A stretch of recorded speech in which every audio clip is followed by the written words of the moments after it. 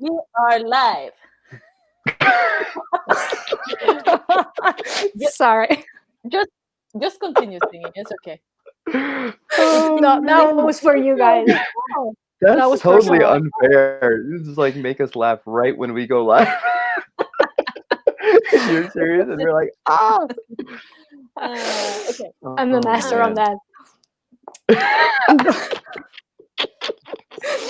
Stick it. Oh, Facebook, share it. Go. Exactly. But I don't know how to share this without pressing. There we are. Okay. This is interesting. If you do it through the phone, it's easier. Okay, that's idea. where I started playing it, but share on a Share. page. Why can't I? What? I don't know how to. First, I did it. I'm not first. Well, I did it. It is not a competition. Saretta is here. Nice to see you, Saretta. Hey. Cool. Hi. I don't know Yeah. how to do this on Facebook. To do what? To share. But on phone. Yeah, again. Is this episode 5? This is episode 5. Okay. Yep. Yeah, don't share the 4 or something like this. Share the live. Oh man. Okay. I would like that. So let's see who we have here. Say hi to us. Say hi. Nice. Hello. Again, countries? We want countries again? Yeah. While we wait for people to come, name where you are. That would be lovely. Even if you said it last time too. Yeah, you can repeat or the thing we said. You can pick another one.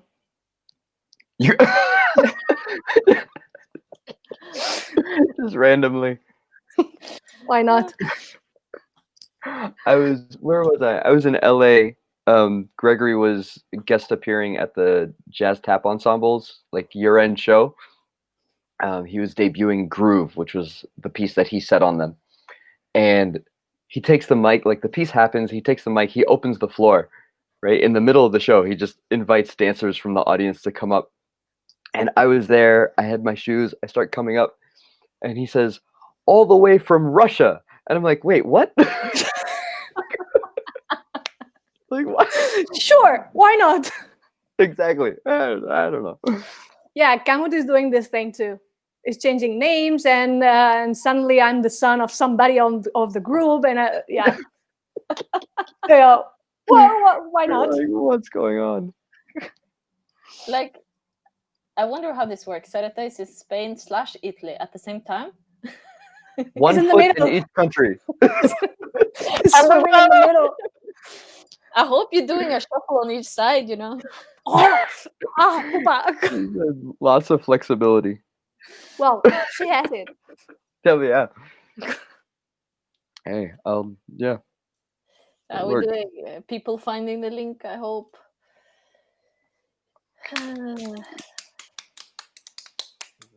Mute. Okay. That's it.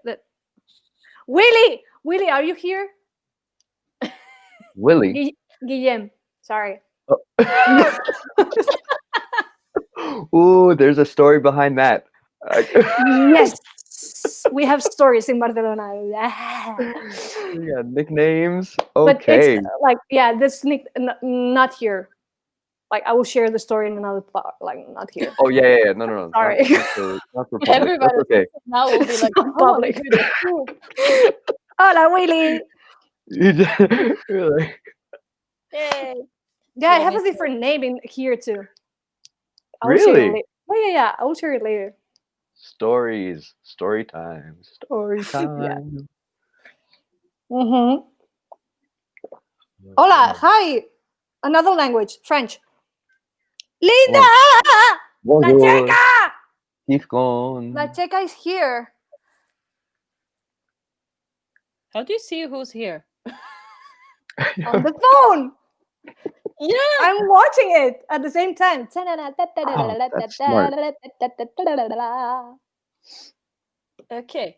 So, Juliet is here. Yep. Like I practice how to do that. I know how to share. I know how to sneak. Ah. How to sneak. So, I'm talking great. at the same time, like multitasking. and drinking tea. That's the important part. Okay. And drinking the tea. Oh yes, sure. A Cheers. different one today. Cheers. Juliet is doing the thing with the shuffle in each country. Oh, again. But Nice. you have like, yeah, it's not water in between, at least. No, I have a problem. London/Oslo. That doesn't work. That's difficult.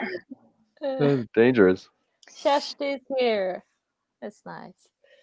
How you Okay. pronounce this? Shashti. Wow. Shashti is the founder of Tikotos, just so everybody. Oh, Yeah. hello. The tap Like, mama. I know her, but I don't know how to pronounce it. Shashti. Shash. Very Norwegian. Yeah. No, really? Yes. That's great. Yes. Should we start then? Yeah.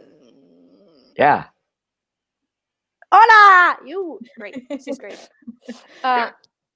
Yeah. That's dedication. Kate is watching us on 2 screens, just to make sure. Then it's the same as me and Estefanía. We both are watching it on 2 screens. Yep. That's great. Yeah, we need to go in. Yeah, let's roll. roll. It's gonna be a long one. Let's Topic roll. Today is Sorry. The topic. It's a great topic. I need to stop bouncing. yes. Don't be too serious. No, I don't think that'll work. Okay, that's better. I think it will be like frame more the creativity People of the. seasick or something, of all the bouncing. It's for that. Now I understand. Okay. Okay, so for those who might not have noticed, the first topic of today is the the creative process, or the artistic process, if you can call it that. So, how we start this? exactly. How we start this? Do the same as the last time, like ask questions or comment, whatever you know. I figured out how to bring it up on the screen, so that will be nice for everybody. But you talk too. Yes. You will not be here. You talk too. No, don't worry. It's not that hard to bring it up on the screen. Maybe we can start like talking about the journey of creation for each one of us. That's scary, but just like a small like words, not the whole thing. It will explode. Maybe you want to start then. Yeah, you go first. Me and Andrew is like, oh, okay. Why I talk? Like, why am I doing this thing? Well, apparently you had a mindset of it, so I'd love to hear. I was thinking, for example, that all my learning process, it's been close to a person that was creating inside of a company. That I'm meaning that. Then I live all the creation like really close to me, and I can remember like different stages in life. Like the first time I tried to create, and then when I start the company, for example, and where am I right now? Yeah, and then like, I mean, like the path is it's growing, it's changing all the time. But maybe talk about a little bit of this, like for me, it's like I started trying to create maybe when I was 24 or something like this. It 20 didn't like didn't work at all. And the company I started 5 years ago. And after 5 years ago, I can say it's different right now, this process. That works as a beginning? Mm-hmm. That's a great start. Andrew, you go.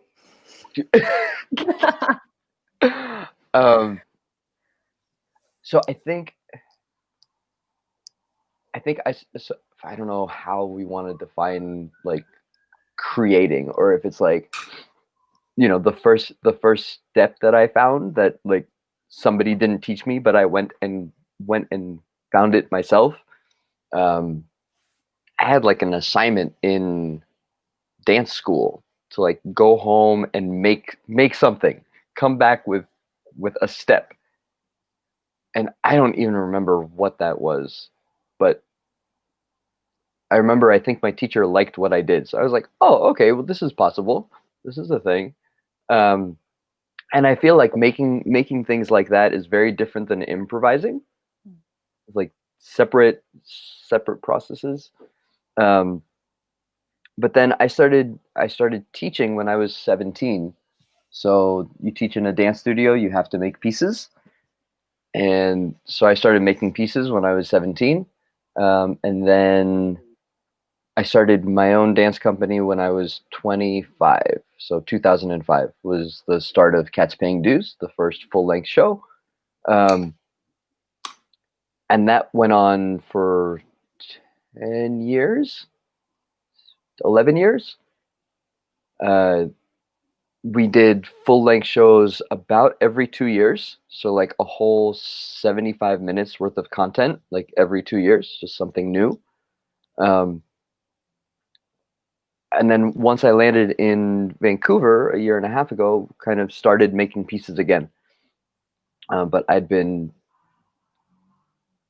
prior to that, I was working on a solo show. So like setting pieces on myself, which I'd never done before, ever. And that was tied to a script. So there were lots of words and lots of emotions, like very specific ones, involved. So it's interesting. It's like the creative process is never the same for me. I don't know about both of you, but like for me, it's almost like I get on the floor and I'm like, okay, so what are we doing today? And the first, whatever the first guideline is, or the first inspiration, like the first thought that comes is the thing that I take. And if it doesn't take me anywhere, I'm like, okay, well, that was a short trip. All right, let's go to let's go to the next one. Yeah, I don't know if that's like a little start, just a little. I think will help to make questions. Yeah. And Iselin, your turn.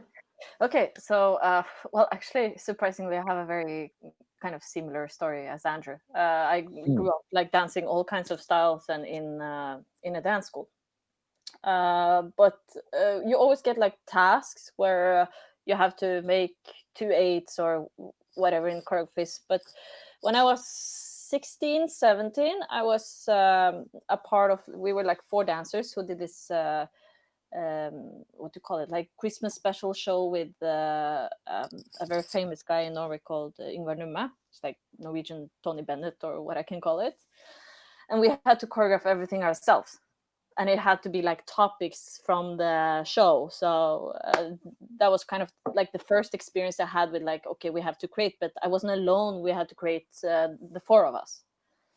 And after that, I started teaching, not tap dance, but other styles, like early age, like 16, 17. And then tap after I was like 21, 22, I think. And as Andrew said, it's, when you work in a dance school, it's always like end of the year shows or these kind of things. So you have to create, and sometimes you have like 15 classes or whatever, and you have to have a show for every class. So that pushes you definitely to, you have to create. Other than that, I also kind of got into like a new creative experience when I met my husband, because he's a Latin musician, and he loves tap. So 5 years ago, we started.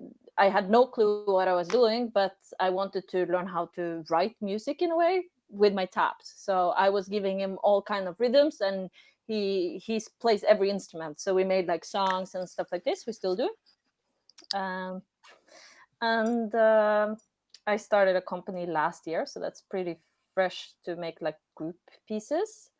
I have not choreographed anything like full length, just like single numbers here and there, but the approach of every number is very different, and I think that's nice to move on with according to the questions I can see here. Because how you approach a creative process can depend on so many things. Maybe that's a nice way to start. Yeah. Like this one. What's the starting point? Oh man.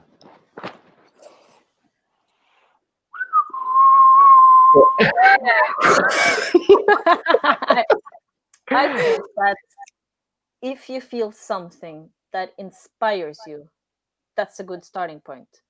And at least for me, it can be a song that I suddenly, really feel that, oh, this, or it can be that I see somebody else having a show and I get different type of ideas or thoughts about this. But the main thing here, I think, is inspiration. You really have to feel it. Like you get excited. Like you saw Estefanía when we turned on the light, she was excited. That's the starting point, when you feel this excitement that I want to do something. Yeah, I feel like for me the process of making a thing is not a fast one. Like sometimes it happens really quickly and that's a beautiful thing, but most of the time it's really, really slow. So I have to be able to hear the song that I'm dealing with or be around the content for a really long time and not get bored with it. And so whatever I'm starting with is the thing that captures my imagination enough that I'm not like, oh yeah, that was nice, next.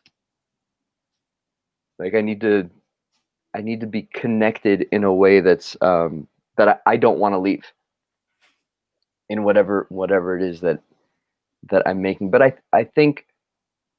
I don't think there's a correct starting point, like in terms of content. Mm-mm. Like it's a cycle. Like if I see a picture first, then I'm gonna have to deal with the sound, then I'm gonna have to deal with the feelings. And if it's a sound first, then I'm gonna have to deal with the movement and the pictures, then I'm gonna have to deal with the feelings. And if it's a feeling first, like you just go around in whatever order of that cycle. Mm. What do you think, Estefanía? Like I don't find the word in English. That's the thing. Like I feel like Try us. in Spanish. No. Yeah. It's like I have like a visual picture of this thing, but I don't know how to explain that thing. Like I feel like I'm in one point, and all the things that surround me are giving me like information to where to connect. Like I'm open to receive the word or the sound or the thing that will move me. Then it's more like I'm here and suddenly it's like, oh wow, and I'm like just going in this direction. Then sometimes can be music, sometimes it's a word, sometimes is whatever. A book works too. Then yeah, for me it's like I'm not always starting from the same point on this thing. It's random. Yeah, I don't think there's a right way. No, but it's because I'm saying like this thing, like I can feel all the things around, and then I don't have to look at one point to decide to start. Like I'm just here, and then it's because I say it's random. Right. Iselin. Yeah, no. I Next. No, sorry. Right. No, Next I question. totally agree. I mean, like for instance, I'm also a photographer, and sometimes it can be like a picture in my head that starts creating things, or a visual image that makes me want to build a piece on that, for instance. um, or it can also be that a student comes and say, oh, I really like this song, have you heard this? Or I really like this clip, have you seen this on YouTube? And that brings something else up in my mind that is just like, okay. And then I see something different. So I think it's a lot to do with how to grasp the ideas that come, to not let them go, so you have a starting point. Because you can have days that you are so inspired and you have many ideas and you never land on one, and the next day they're gone. Or you can have days that you cannot find inspiration or anything at all, and you have to create sometimes. Like if you're doing a show or something, you have to create, and you can be in the studio. Okay, maybe you pick the song and you just don't feel it. Like everything you do, it just doesn't work. So it has a lot to do with how you feel that day. Yeah, there's an amazing Chuck Close quote. Chuck Close is a visual artist. He paints like huge wall size photorealistic portraits. So like one face, like 3-4 meters by 3-4 meters, right? And he said,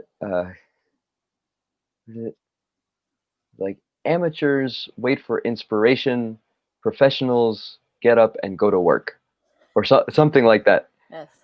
Um, and I remember first reading that quote and my heart breaking like a little bit, and I'm like, wait, what?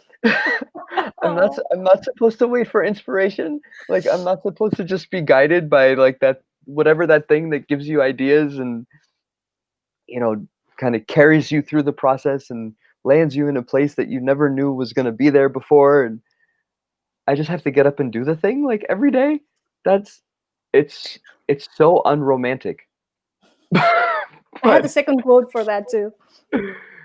But what's your quote? Que la inspiración te pille trabajando. Okay. That means the inspiration catch you while you're working. Yeah, I think that's the nicer way of putting it. Go. I mean, you hear of this like great artists, not in tap dance or anything, but it can be like directors or whatever who they have a job, and to get the inspiration for the job, they do their research, which maybe other people would call inspiration. They go to museums, or they see, go to designers or whatever. I mean, sometimes I can be inspired by picturing a costume and not even having an idea of how the dance or the music is. But these kind of things, so of course you have to look for inspiration. That's the work. Yeah, there's an idea that I appreciate a lot where you have there's like a funnel of inspiring things that come in, and then there's the amount of output that you have to put out. And the amount of things that come in has to be greater than the amount of things that you're putting out.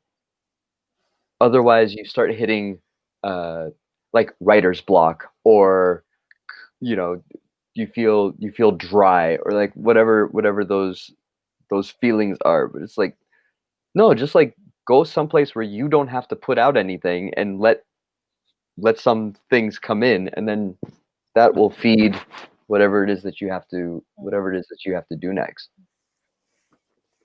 And I hear also that a lot of artists or people, they say that the inspiration hits really hard if you're under pressure. And I can sometimes feel that, that I have 1,000 things to do, and the one thing I can think about is like a choreography or something, and I'm supposed to do other things. So I mean, pressure can be many things, but if you have like, okay, I have to write this report and I have to do this, and 1,000 technical things that you do, that's when the mind starts going creative, you know. It's like such a bad time. Not now. He's like, Do you have your like your journal right next to your desk, so it's like you're working on something, you're like, oh, idea, here we go. Like, let me go and put that down. Now these days you just put up the phone and you just do a little and then you sit down and work again, right? Wow, you recorded it right away. That's awesome. Okay. wow. I should. It's because I Maybe don't I should do understand that. what I write anymore. Oh my god. No. Oh gosh. Yeah. Like the picture from outside, somebody like working and getting up, it's nice. Like, like what? Just like dancing a little bit and then going back. I was doing here in the living room earlier today, and I have workers on the terrace like doing the facade thing, and they'd stop Yeah. just like, what do I do? Poor. Oh, that's great. Um, Do you find so I've had moments where, you know, I walk into the studio, I've set aside a chunk of time, and there's a particular thing that I feel like I have to get to in that chunk of time, and because I've set that goal, nothing comes out. Like it's just like, I'm sorry, you wanna make me show up? I am not gonna show up. I'm gonna sit here and I'm gonna let you fiddle and do whatever it is that you think you're trying to do, and nah, you're just not gonna be happy with it. Exactly. You look at it the next day and you're just like, oh my god, this is shit. What were we doing?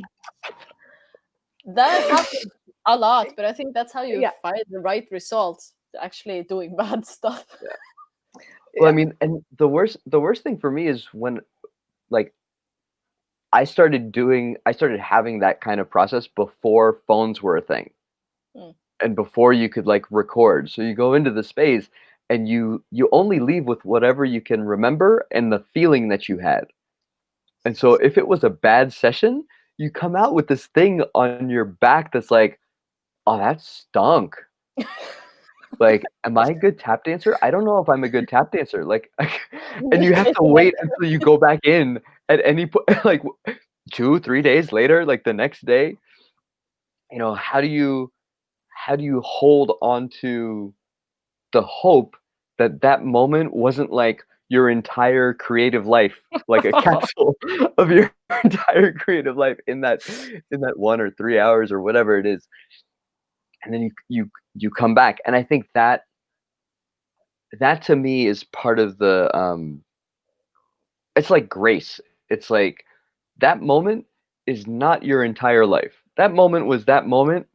You go back in, you try again, you see what comes up, you see kind of what yeah, what the relationship is like on a new day with different variables, because every day is different. Mm. I even had like experiences where for instance, I teach 2 classes and we're working on shows and completely different shows, and I choreograph it separately. And then suddenly, when I do the classes straight after each other, I realize that, oh my god, it's almost the same choreography. Like, oh, oops, I have to change it. I mean, without realizing when you choreograph, it's like, okay, I got a bit too inspired by that step. Right. yeah, and sometimes like a student is coming like, we did that before, and you, oh shoot. Yeah, just like without the heel, or yeah, we did that. So yeah, that's a challenge too, you know, like when you're creating a lot of things to actually differentiate and make everything interesting in different Yeah. ways. Yeah, you start putting a body of work together and staying away from kind of the cliches, like your own cliches. Hmm. You're like, wait, yeah, how many times have I done that turn in that way? But I think, I mean, this type of creating things is also a bit like improvising. Like you have a pocket of steps that you are comfortable with, but when it comes to making a choreography, these things you have more time to evolve it, so it doesn't have to be the same. But it's a Yeah. good starting point to have something that you're comfortable with, and then how can you change it? Yeah. So we had a question about I'm lost with personal. questions. Yeah, hold on. We started with Sarita. Yeah, more personal maybe. Like, do you create also in other areas or things like this? What I wanted to say about that is that me personally, I get really inspired by other types of dance styles. I can watch a whole ballet, or I can watch a salsa show, or all these kind of things, and that really inspires me to do different types of choreographies in tap dance. So I think like widening your sight a bit is healthy. If you're only watching tap dance and only trying to find inspiration in tap shows, your inspiration will be limited. You need to have some kind of influence from outside, even if it's music or other dance styles or anything. Uh, Everything will make you a better choreographer or a better dancer by just opening your sight a bit. So Iselin, you're a photographer too, right? Mm-hmm. Do you consider that a creative practice? Yeah, for sure. I mean, uh, when I was in photography school, I was told by my teachers not to do dance photography. I couldn't. Only thing I could do was dance photography, because they were like, "No, we don't need that here." Yeah, certain things. Um, and I was like pissed, because the reason I was there is because I knew I was good at dance photography. There's so many bad dance photographers. People have no clue about how to capture dance, and for instance, capturing tap is especially hard. But if you know, you can predict kind of where things are, then you can catch the moment. So, like, I'm normally the photographer of Stockholm, so the show photos and stuff are mine. But uh, well, when I had that creative process, I always picture movements or styles the same way as I do a choreography. I see a picture and it's like, oh, I want to make that. How about you, Estefanía? Do you have other areas, other things that you make? I was thinking like, I just like contradict. Like, no. Nope. No, you know what? Like, I will correct you on that. That's not true, because when you see your pieces with Unum and stuff like this, you have a clear influence that is not necessarily tap dance. I mean, all this floor work and things that you do, it's amazing, and you have that picture from somewhere. yeah, I learned modern jazz. I did those kind of classes, but it's not a practice anymore. No, doesn't have to be a practice anymore. It's like I did it, and yeah, it's like one thing is to get inspired by different things.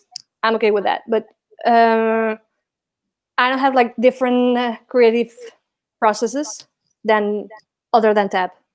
Mm. It's only here, but in tap, I'm like not going like one way, just moving a little bit. But that's what I mean with like just opening your sight a bit, because Yeah, that's yes. of course you need to pay attention to what's happening now, what happened before, all these things, like know what's happening in the tap community and the creative process there.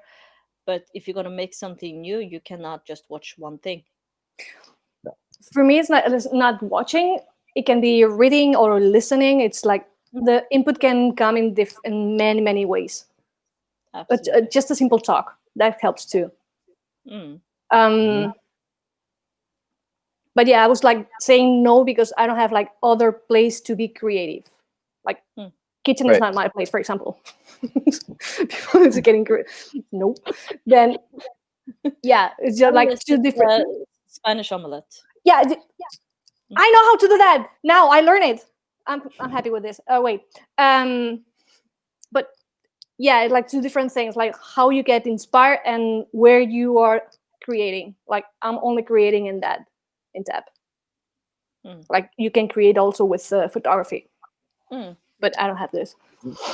But I'm lost. Where's that question? Like I'm trying to find it, but nope. I think Kate asked it.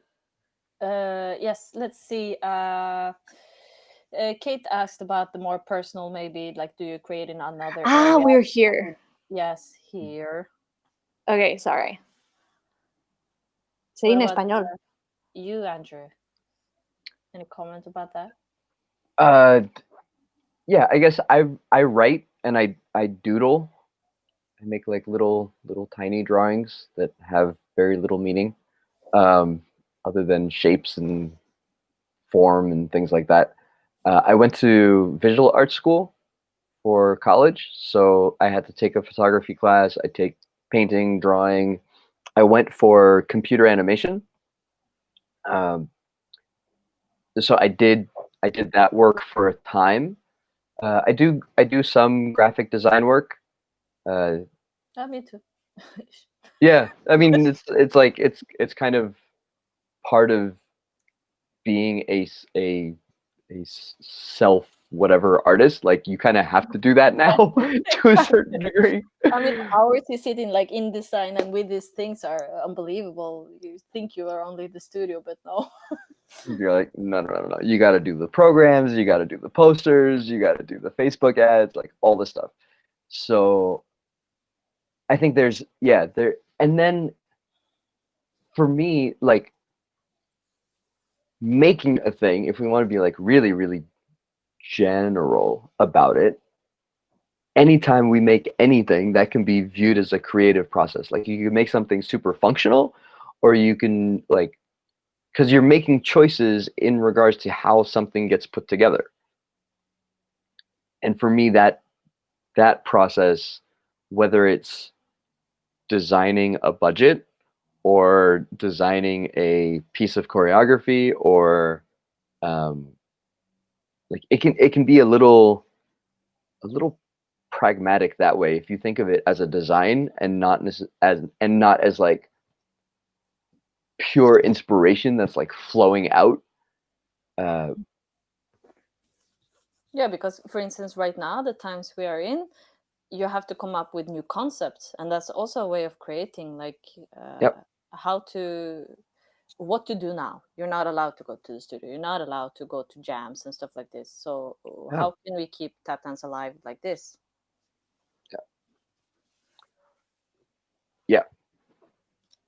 So I kind of look at it that way, more than just genre specific. Who? That one? We're going to this now? Shoot.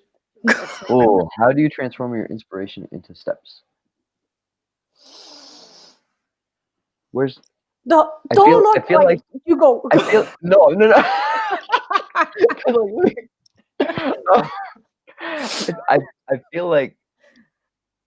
I feel like this is a little bit like a magician showing you all the tricks in like how the tricks work.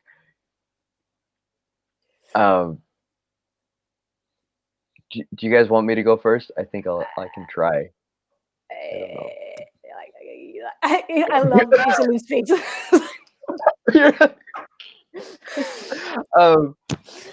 Go.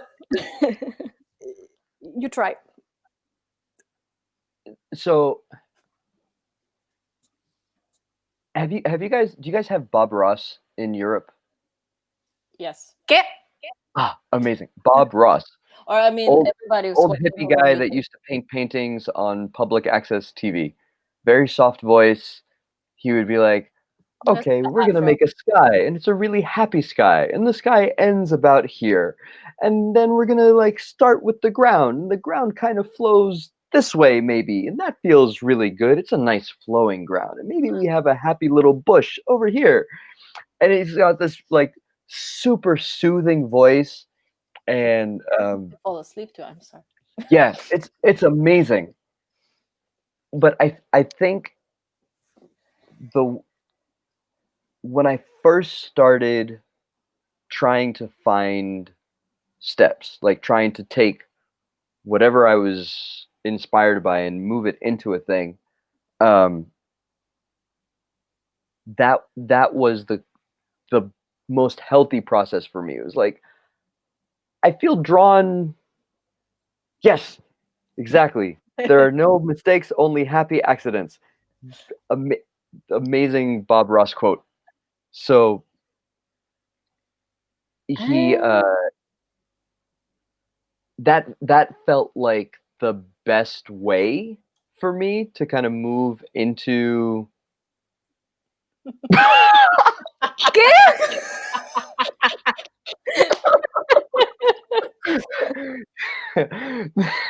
Estefanía, because if you've never seen him, he has a like an afro, like this big. Oh no!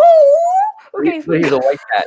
Yeah, it's like it's a very, very fun space to be in. But he okay, Courtney, remind me. I will do that. I will run away. We have it on film now. Yes, it's on film. Just one picture. I'll post it, and then we'll be done. But he like not in the way of like throwing spaghetti on a wall and seeing what sticks, but in a way of saying, all right, if I do this, what does that feel like? Where does that put me? And knowing that I can change something. So if and there are parts of my practice, like for the past couple years, for a long time, like maybe 10 years now, I've tried to start most of my things with my left foot because that's not my habit. So that puts you in a particular place, and then you're like, huh, well, if I have an option for a wing here, does that help me fulfill my inspiration, or does that take me in a different direction? It's kind of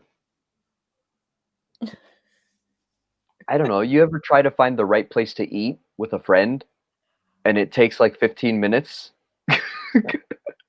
Not my case yet. Yeah, and you're trying to find that space that is going to fulfill not only the need for food, but the need for like conversation and whatever you want to have happen in the course of that time that you're spending with your friend. And I feel like this is the same thing. Like, you are searching for that step that is going to fulfill the feeling of inspiration that you have. And oftentimes, you fail miserably.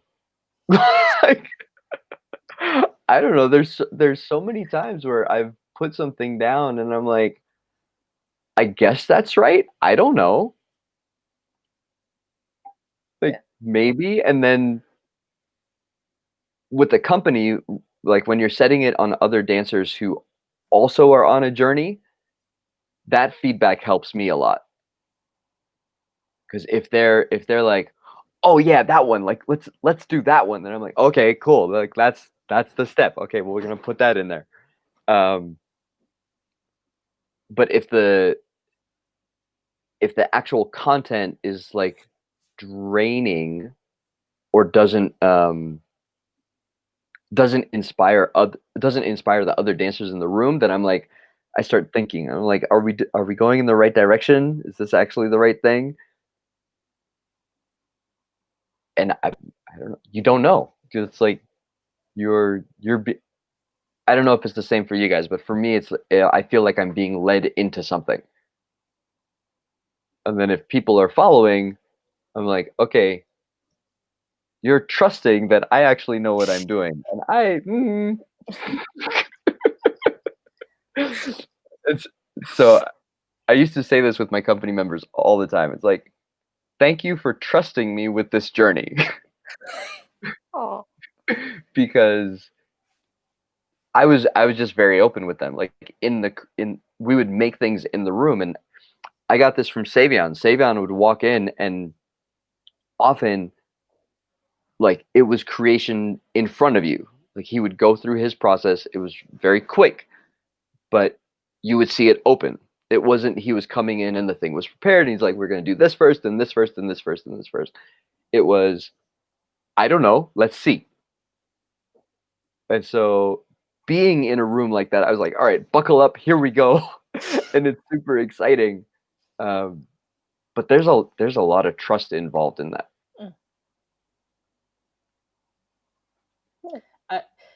At least for me, it's like I have to prepare somehow to give people, if it's the company or if it's one of my classes or stuff like this, I have to prepare, and then I come to the studio, because normally I prepare in my socks, right? I don't tap home.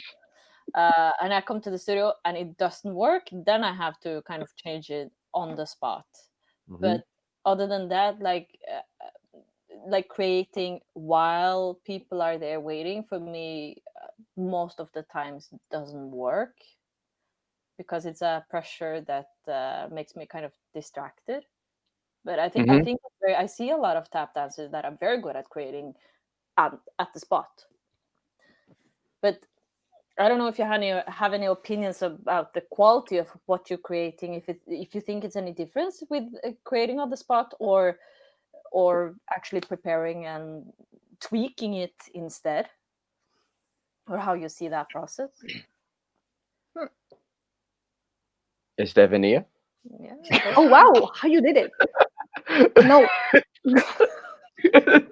Ow. That's easy. Ow. I'm never creating on the spot. I'm creating alone. And all the things that I did for the company, and I remember that was a trick one, like when I create the duet, that we have this kind of things, I do it with the chair. There was not it was like nobody next to me doing these things. I was alone. And my process is like, when I feel it's comfortable for me, it's time to share it. And I need to feel the comfort on the steps or the movement or with the music, then it's fine. I can, like, if there's company members here, I'm changing things all the time. After that, I'm still changing things. And yeah, so that is here. I'm changing things right now for the next season. Then be aware, like, sorry. Fair warning. Warning. But yeah, I prefer, for me, the process is like only for me and it's close. And because I have the feeling that the things that they're coming, they're only from me. Like if somebody and something is not working, I cannot point somebody and say like, it's your fault. No, if something is not working, it's your fault. Like it's all depending on one thing. And it works for me. And I think for every one of us and people is totally different. But who am I? I think that works for me. Yeah, but I think that's, everybody knows with themselves what works best for them when it comes to the approach. Like if you need to be alone or if you actually need to test things, and but I think it's part of the learning, right? Yeah, if you don't know, you need to test both. Like go for it, and you will figure out soon that you cannot create in front of people or stuff like this, or try and push your barriers. Like even if that's not the way you end up creating, at least you know that you can do it if you have to. Yeah, I think there's a fun story of I can't remember who the people are, but it was a jazz drummer that was running late for a gig, and so he gets to the club, and the band leader is like, "Oh, welcome, glad you could join us," and he gets on the bandstand, sets up his cymbals, and the band leader, just to say don't ever be late again, sets off the first tune like what, hey, and so no warm up, no nothing, like ding ding ding ding ding ding ding ding ding ding. He had to go, right? And so there's always, I feel like there's always going to be a time where the process that we have and the one that we like and the one that we like to like hold on to, like we're either not going to have time for, or like something is not going to allow us to do that, and yet we're still going to have to come up with something or produce something or like create something. And so whatever process like we develop, I think it's important to be flexible, like to just not hold on to that so tightly, that we feel like we won't be able to show up any other way. Sorry, this is my friend Craig, who just jumped in here with "It's always the drummer who's late." Yeah, I don't know. Oh wow. But to jump back to Juliet, Yes. who asked that question? Which of them? Because we touched. Yeah, Juliet. If you're always, if you're like never satisfied, or how do you? Yeah. I've learned that in the world of live theater, nothing's ever done, but it has to be good enough to be in front of an audience before it gets there. So if you have the opportunity, and not everybody has this opportunity, so this is a thing, like if you have the opportunity to have content and present that content over time, then you then have the opportunity to tweak and to shift and to see how that works in front of another audience. But there's kind of a threshold. There's like a place that you say, I'm satisfied enough that this can be shared. And that has to do with your standard and kind of the market standard. And like, if you think the show is going to get a review, then maybe your standard's a little higher than if you're just testing it out with friends, right? There's like different levels of, I think we're ready. It's kind of like, I think we're ready for insert blank, right? And then whatever that is dictates the stuff that you're ready to share. If that makes sense. So it's like, no, it's not really ever finished, but it's kind of finished. I think, at least from how I understand Juliet here, it's also kind of like if you manage to choreograph like half of a choreography, but you keep choreographing that first half and you never move on. Kind of. I think that's how I understand the question a bit. Yeah. I don't know. Estefanía, what do you think? For me, like never is finished. But I divide the work on stages. Like that works for now, and I can put it. Then once I have the time, I check it again. That's not good. Let's switch it. But you need to be at least a little bit comfortable with the things like you are putting. But yeah, for me, it's like I'm never, until now, I'm not satisfied. For example.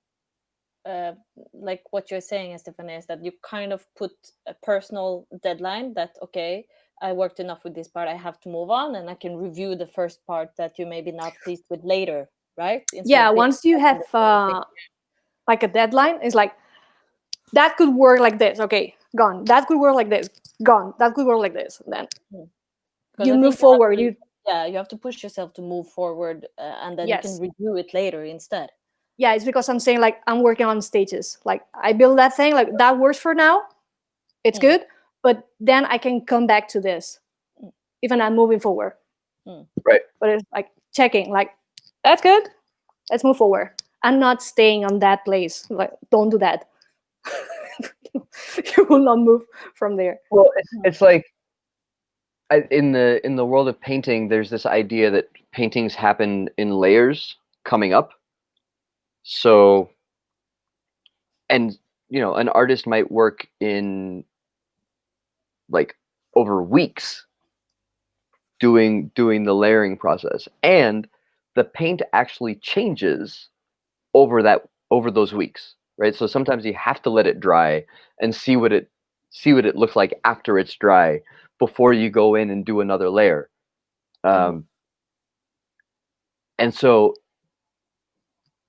I think for me it's kind of like that. Like you do a layer, you wait a second, do another layer, you wait a second. I'm not the kind of dancer that I will sit in a corner of the painting and like do all the detail and then move to another corner and do all the detail. I like kind of seeing the whole thing kind of come up at the same time, which is hard because tap dancing is time based. So it's like, how do you see the whole thing come to life when you have to do the first step first and the second step second and the third step third? But I'm doing jumps. That, like, I'm doing jumps. Jumps, yeah. I'm not choreographing in the same line. No, exactly. That's what I was gonna say. Like maybe one part of the song inspires you more, and you can see it very clearly, and then you have another part of the song that kind of you have no clue what to do with, right? And then I leave that part until I figure out how things are connected. So I also work like back and forth in things. Sometimes it comes chronologically, but most often you kind of, oh, I see this in that part of the song, and then I see something else there. Right. Start with yeah, and you have to go, right? It's like, and that goes back to like not forcing a particular way on your own process. If an idea comes, you go with that idea and you see how that shapes whatever else you're gonna like, whatever else is gonna come up. And sometimes it helps taking a break.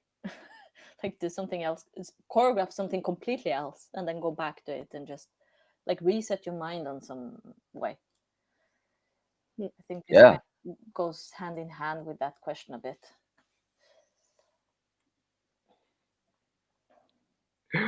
Oh man.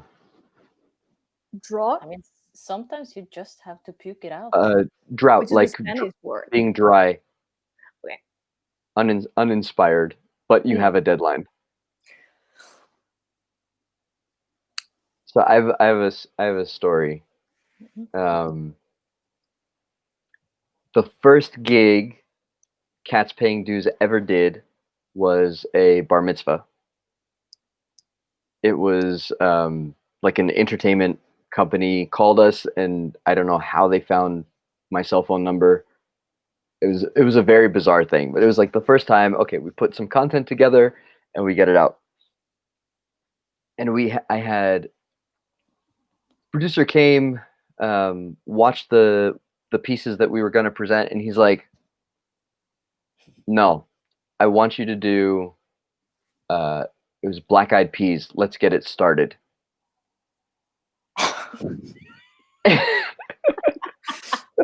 He's like, do you want the gig? This is what you have to do. And so,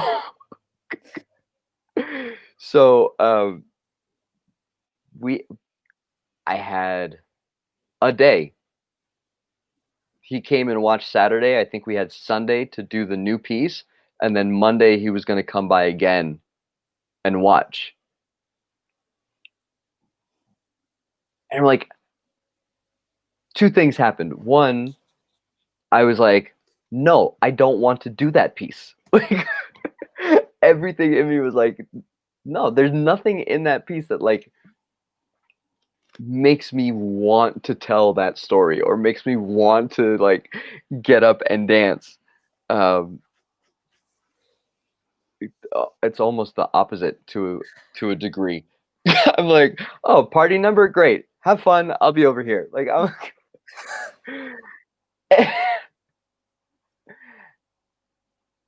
and so maybe it wasn't necessarily a drought, but just like the pressure of that deadline was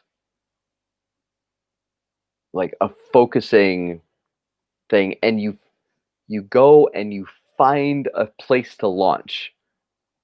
It doesn't matter if you're uninspired, if you have nothing to give, like if nothing's there, you find one spot that you can start from, and then it's kind of like in the best of times, you'll it's like digging for water or something, where like you hit the one spot in the rock and like water comes out from the spring. And in the worst of times, you're sitting there going like knock, knock, knock, knock, knock, knock, knock, knock, knock, knock, like waiting. And it just, nothing happens. I mean, there's stories of Sonny Rollins, the saxophone player, like well documented, where you would go into the club and you would have one of two experiences. One is either the most amazing jazz music you've ever heard in your entire life, or one song for 2 hours. And if it was the one song for 2 hours, you're there like hearing him try to find the thing that will get him to the place where you can hear the most amazing music. And if you got him on a night where you're hearing the most amazing music, like he was on, he found the thing, or the thing found him, like whichever way you want to think about it. But I think if you're in an inspirational drought, you lean on your skill and you do the thing that you know works. And that's where you go. Not everything is going to be inspired in the way that like changes people's lives, but you don't know that. So you do the thing that works and you send that out, and who knows?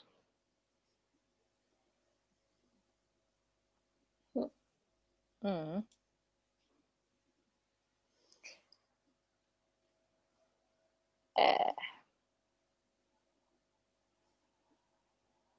What other questions are? Oh, why do you create?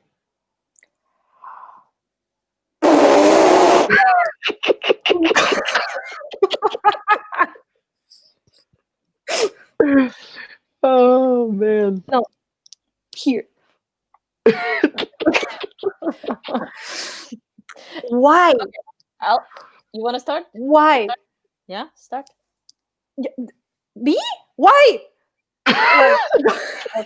Okay, I'll start. You go after me, Estefanía. So, okay, to be honest, sometimes I don't have any purpose. Sometimes I'm just creating to create. But I mean, why do you create? It can be many things. Like sometimes you have to. Like you're going to teach a class, you're going to teach a choreography, or you need to bring new stuff to your company or whatever, and you kind of have to, and that's a reason. But at the end of the day, I think we all chose to do this because we like creating. We like artistic things and we like creating. And that's why we chose to be tap dancer or whatever kind of dancer you are. You already made that choice that you have passion for this. And I think that's a big reason of why people create, to express themselves, to inspire others, to give messages without having to speak. In every type of art form, you want to say something, and we chose to say it through our body and through our feet. And that's the main reason of why to create. Like, what do you want to say? What is your thought behind this? What do you want the audience to be left with? Questions, answers, anything. Steph? Like I'm still like on shock with the first part. Like, why do you create? Yeah. I think you can separate the creation on the things like you need to, you have to, or why do you create? I relate that question when there's no pressure and there's no deadline and nothing. It's like, why am I doing this thing? And I think it's, for me, it's the only way to say the things. Like, I think if they're not coming sometimes through through Tab, I'm holding them. Then sometimes Tab is giving me the tool to put it out. And it happened to me, like I did it. And when I look back to the piece, I'm like, I did that? Like something inside of me wanted to do that and I didn't know. Then why is why you breathe is natural. Then for me, it's like same kind of natural.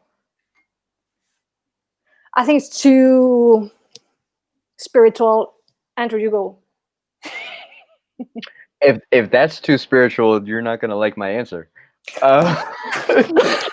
Great. Yeah, no, I like. So I believe that there's a creator. I believe in God, and I believe that every human being is created in the image of that creator. So we are inherently, like, there's something in every human being that if left able to, allowed to, with, like, not oppressed, would make things. And in that making, we learn about, like, we learn about our world. We learn about who we are, who other people are, the world around us.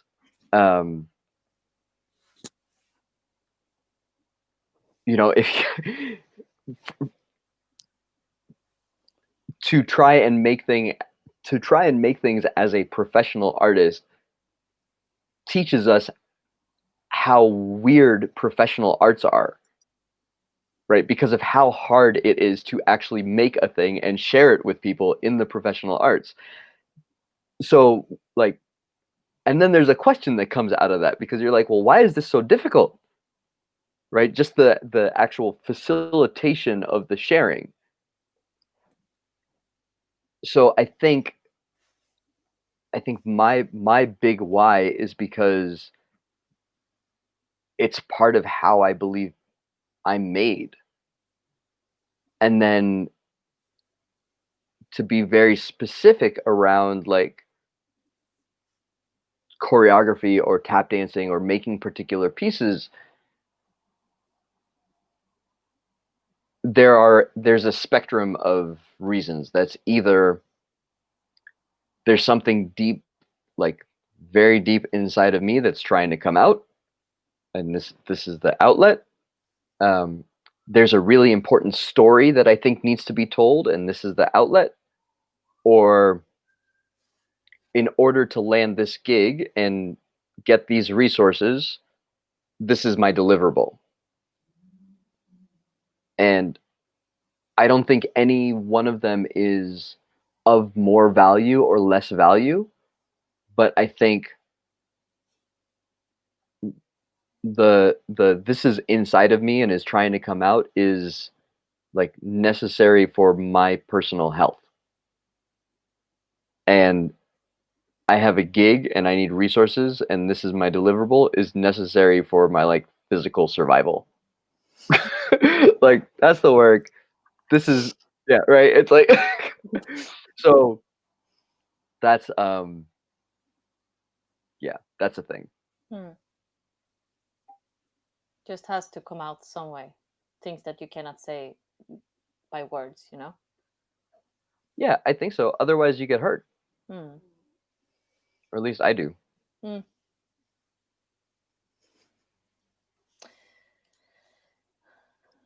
Next. I mean, I think that's Noemi's question. The last one. Do you see that, Iselin? Has the creative process helped you to know you better, and has it sometimes damaged you in somehow? But we skipped the other one or not? We can go back to it later. Okay, cool. Yeah.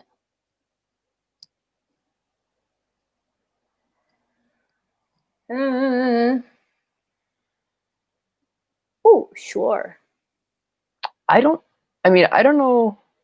I don't think the process has damaged me. I think some of the stuff I've carried or felt or had to work through are hard. And so that doesn't necessarily feel good. And then I think sometimes I may have put too much pressure on dancing to like make me feel better or be the place where I'm fulfilled. And if it doesn't come through, then I'm like, it's like having someone that you love let you down. When in fact, it's like, it's not my dancing's job to love me back. Like that's not why it's there. So learning that without having somebody like around to just tell me, like, it's not going to do that for you. Like you need to find that somewhere else, and express that in your dancing. But yeah, so that's the thing. What do you guys think? Yeah, it helped me for sure, but I don't think it's damage. I think it's learning. I mean, things that you're not happy with, you look back and you're like, okay, I need to work on that. I want to be better than that, or I want to do better. That's not my style, or something like this. You just take wisdom of it or knowledge of it, and then you use it in your advantage instead of making it a negative thing, because it's not.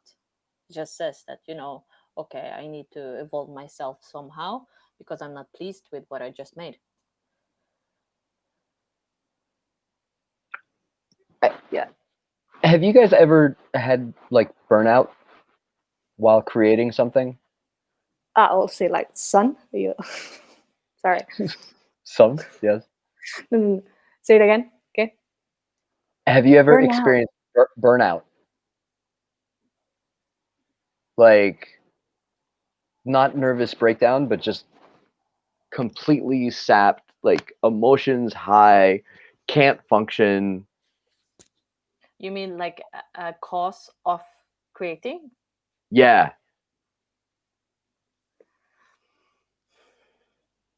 No, I don't think so.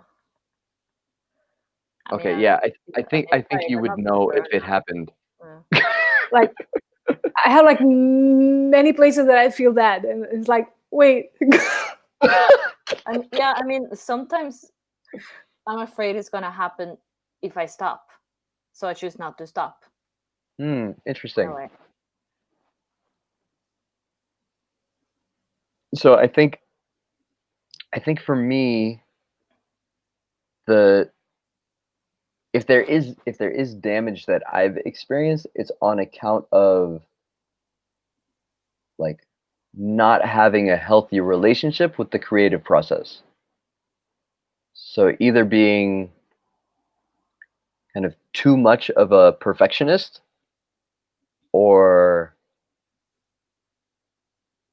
like operating, like going into the creative process without an open hand, like trying to force it in some way.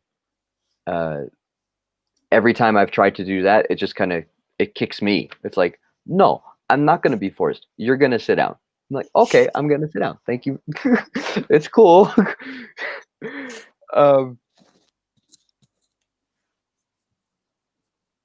And so I think learning like the process helps me learn about who I am and how I'm made in that cycle. Right? The thing, like, what are my deepest desires for this thing? It's like a microcosm of things, right? In this instance, what am I fighting for? What am I holding on to? Or what do I so deeply desire that I'm not sure I'm ever going to achieve, and I wouldn't like myself if I don't achieve the thing? And so there's this like back and forth. And so in order to go back and actually enjoy dancing and enjoy the process and like remember why I was attracted to this thing in the first place, I have to let go of kind of the control of the process and the control of,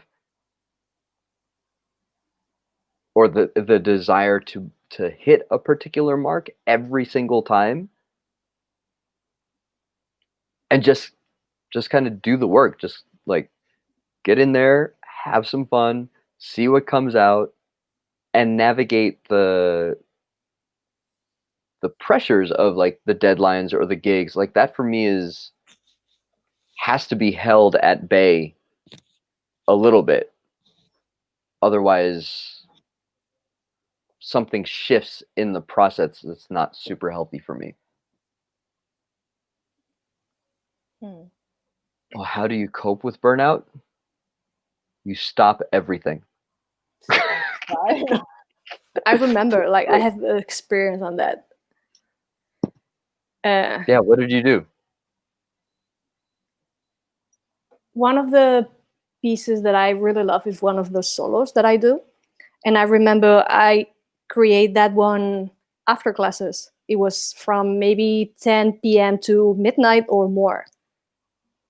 I have a deadline for that, and at the same time, I wanted to do that solo, like what I wanted to express with it.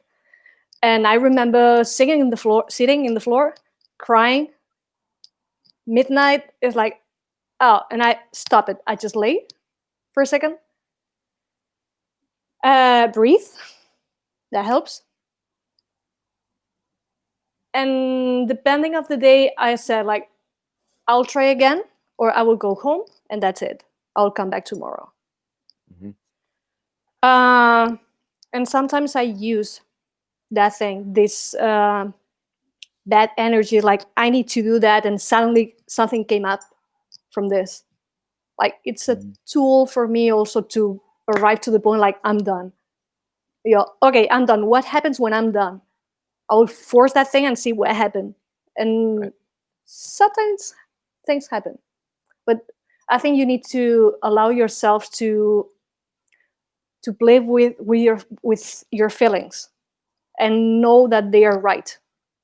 They are not wrong. Like they are there. They are you. You need to use them. And knowing when you arrive to the limit, like no, that's enough. But yeah, I'll say play with them. That takes a lot of awareness. A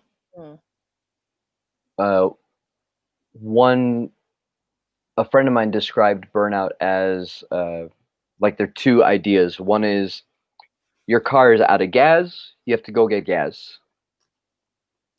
And that's the kind of analogy that I used to carry. And my friend said, no. Burnout is your car's engine is out of oil. And I immediately remembered these old commercials for Mobil oil. This is really weird. Where they would have two engines. They'd fill one up with like no name brand oil, and they'd fill one up with their brand oil, and they'd run them. And then, they just in the ad they're like, after 5,000 miles or something like that, or the one with the name brand, the engine with the name brand is still going, and the one with the old oil is like, and the whole thing seizes, like nothing moves. It just goes.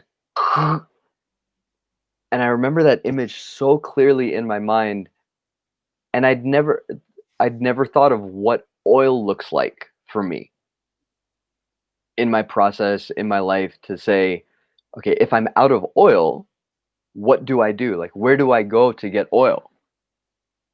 Gas feels easier. Gas, you get rest, you get food, you like, makes some sense. But oil was very, very different for me. And I think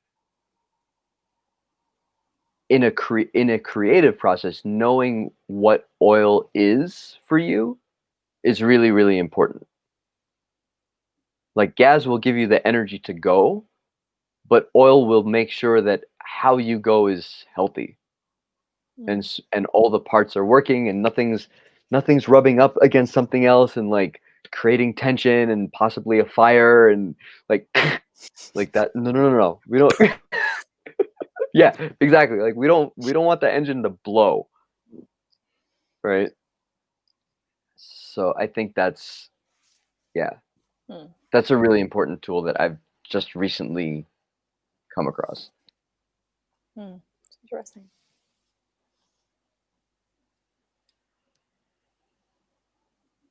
Oh, that's a good question.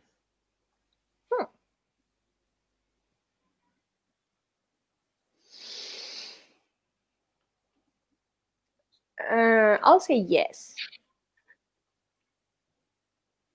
You're like, No. I mean, that's... right. That way, who's over there? Once I'm creating for a class, I have the goal that these people need to learn something with this choreography. Like, I have a purpose for them. It's not just dancing, but it's like, because we plan classes for 9 months. It's like, okay, all the things we did before should fit there. Then for me, it's a different process because we work on this long-term classes. They're not weekly because they're not one. For me, it's like it's one every week.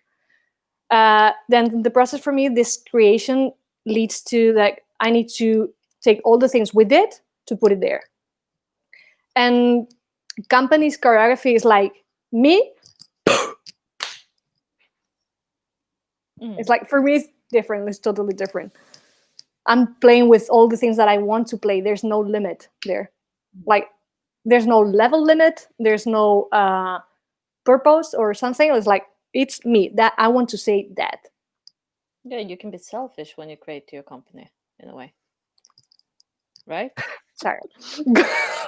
So I have a question about that. Do you ever encounter a time where the thing that you want or the thing that you see,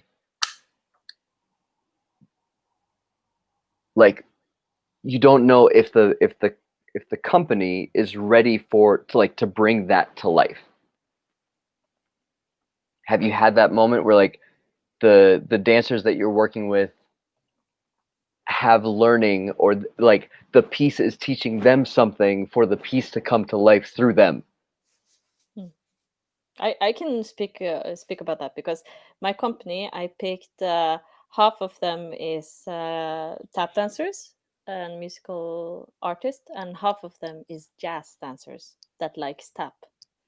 So I definitely have that challenge that sometimes I want to create something that they're not ready for. But like for me, that also because I have so different type of people, everybody with their quality, it gives me at the same time also more opportunities because I can use them in different way than if all were just amazing tap dancers or technicals or these kind of things. It widens the things that I can test in a way. Yep. And they're also, all of them are professional dancers in their field, so all of them work very professional. So if I throw out something, I have one choreography that is on a high level technical wise in tap, and everybody's just like, I'm gonna work on it, I'm gonna nail it, even though they're not there yet, and they do. So I think also it depends like who you're creating for, but if they take the challenge on, how's this expression, like I only know it Norwegian. Anyways, Well, say it in Norwegian. Who I knows mean, who's we say listening? that if you take the challenge on like a straight arm, we say. I Okay. have no clue what it is in English, but like it makes sense in English. Sorry. But I mean, like you don't fight the challenge. You just accept it and go for it, right? If the people you're working with had that mindset, you can anyways, even if they're not there, just try, you know? Yeah. Take the Yes. bull by the horn, yeah, something like that, right? I All right. don't know the questions. Yeah, that's the thing. What other questions are there? I'm wondering if from the people watching, Let's see, that was this. maybe if you've seen, oh, do you need to create or want to create or have to create?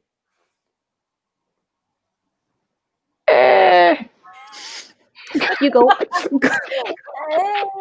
No, sorry. Everything's mirrored, so it's like pointing to nothing.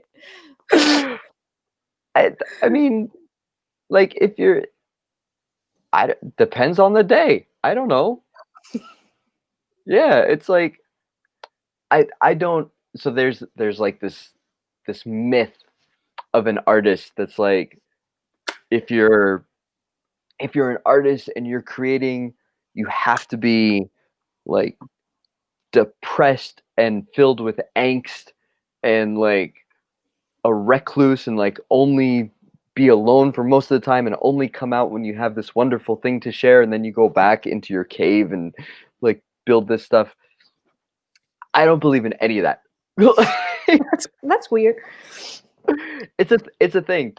Maybe particularly in America, but they're like the artists who have really, really destructive lives, but were able to create beautiful things, or what people consider beautiful things, were kind of idolized in a way. And so that story of, in order to create a beautiful thing, you have to have a destructive life, Yeah, the suffering because artist. that's where the art comes from.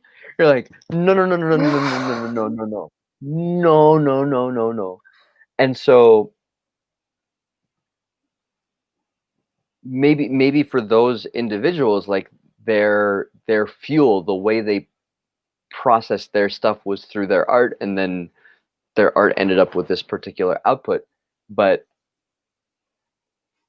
I would frankly like to lead the kind of life that doesn't have that kind of turmoil, right? And so there isn't a mandate because of the turmoil in my life that I have to create. I'd rather just enjoy dancing.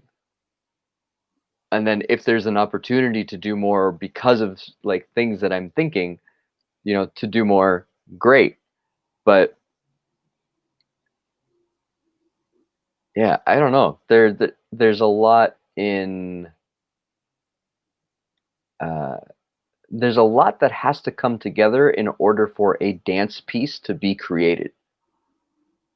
And I think, depending on where you are in your individual process, there's going to be a time where you feel like you have to do that, because it's going to take a lot of energy just to get all the stuff together for you to make the thing that's in your imagination. And then later, again, depending on the journey, you might be like, no, I'm cool. Like I don't feel a need to get all this stuff together to make a piece. If I have the opportunity, that's great. But yeah, I'm not so much, at least where I'm at in my journey right now, I don't think I have like the burning desire to have to get all the pieces together to make a piece that is a statement that goes out into the world. I'm kind of like, I just want to dance a little bit. Like that's it. That's enough. Yeah. I think that's a healthy mentality to have towards creating. I think it's depending what you said about the journey, where you are. because I feel right now like I have a thing that I want to put it out. I need that. And I think it's depending of the journey, in which part of the journey you are, you will feel like I just want to dance, or you are curious to build this thing, but right now for me it's like I need that, I have to, and I like all the things at the same time. Like I go there. I think that journey says.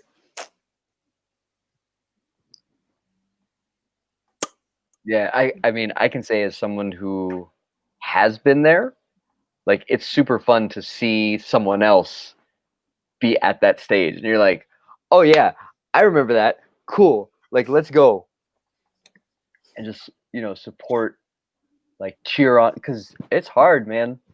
It is not an easy process. So to be available to support that is actually like a really fun place to be when you see it happening. You're like, yay, go! All right, what's Kate saying? Wait, oh, sorry. Where'd it go? There we go. Dance is much better in the context than writing, for example. If you write so someone reads it, people prefer sad, complex things rather than simple, happy stories, which is troublesome and sad in itself. Yes. I think to a certain degree, people don't want to be alone. And so it makes people feel at ease if they're sad that they read sad stories. And it's I mean, frankly, it's a reflection of like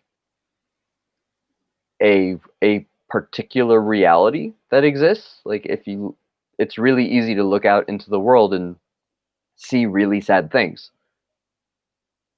It's actually very easy these days to do that. So I think the question for someone who is creating for public consumption, for people to read or see or watch, is what are we going to create? Like, are we going to only make things that are reflective of the harshness of the world and like the things that are happening between human beings that we would rather not see or not believe exist? Or are we going to make things that remind us collectively of what kind of world we could be living in and what kind of like, yeah, and what might need to change in order for that world to exist? Yeah, because that's a rabbit hole of sadness right there. I think also, like, regarding to this kind of idealization, as you said, of the suffering artist, is kind of easy to notice them because, well, everybody, when they create, they have some kind of honesty in it, like something that comes from a life experience. And for people, it's very easy to get amazed or admire the people who still are able to share that part of themselves, even if they suffered something. And that's why kind of this wave of, oh, it's so amazing that he made this while going through this, right? You get amazed on top of everything. But I think as long as you are true to yourself and you say something that you want to say with the things that you make, you can create something good. As long as you're being honest. I mean, that you use the life experience, good and bad. Not necessarily, you don't have to experience bad things to make something amazing, but the things you make is always a reflection and has a correlation with what you've experienced in life or what you think about life. Right. I think writers, I think they're like more stories of depressed writers that I've read than other artists. And I think it's because they like actors too have to do this. Like they end up learning so much about the human condition that like it might be hard for them to remember that life is a gift and there's a possibility for joy, and that like every day that you're breathing is like that's life. There's like, okay, let's go in that direction. So yeah, I mean, I think that's one of the reasons that I enjoy tap dancing. Mm.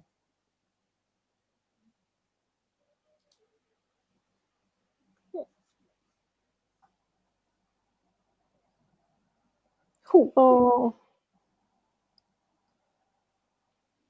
I think. Oh, I think oh, I'm I have. prime. Yeah, go. What? No, you go. No, No, you you go. go. No, you go. No, you No, go. you go. No. Okay, that No. means Iselin has to go. 'Cause- No.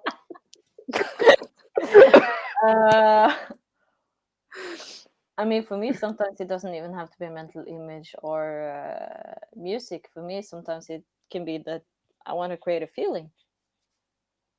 Like that's how, or it's most of the times it's connected. Like I hear a song and I get this feeling, and this sensation or feeling creates an image in my head. Or the other way, I can get a feeling which reminds me of a song and creates an image. Or I see an image in my head and I think about a music and I get this feeling like, okay, I want to create that. Has no direction for me, depending on my day, my mood, and maybe what happened around me.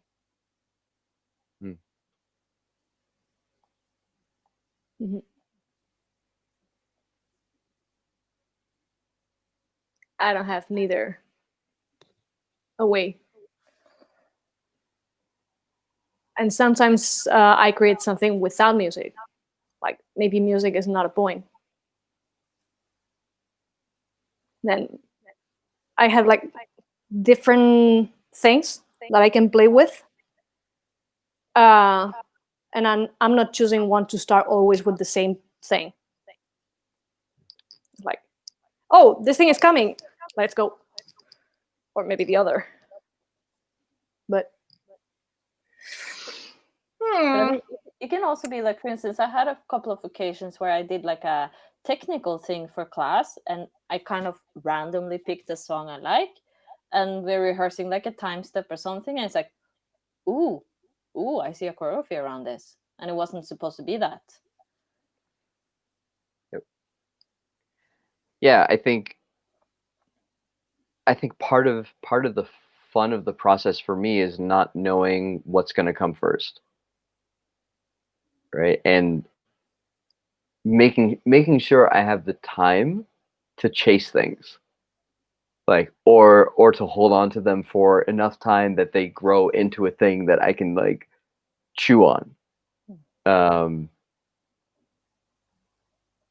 If I were to look back and say, all right, of all the things that I've done, which one happened first more often, is probably the music first.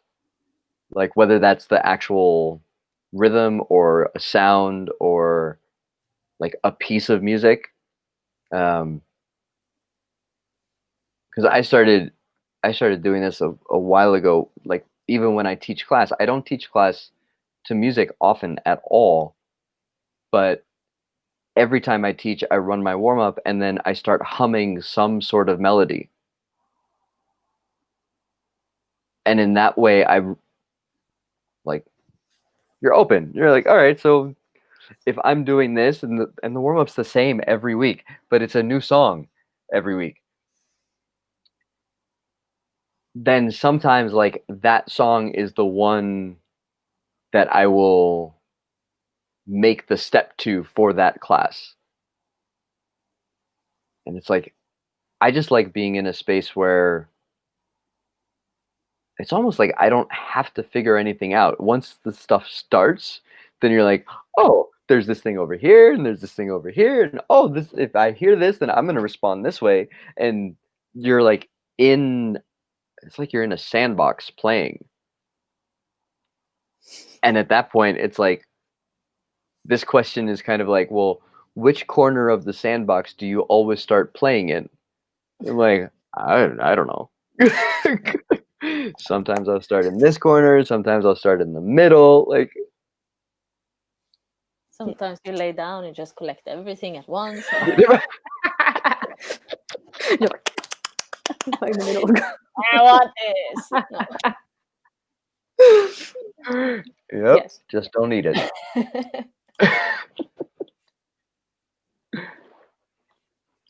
All right, Noemi, what do we got?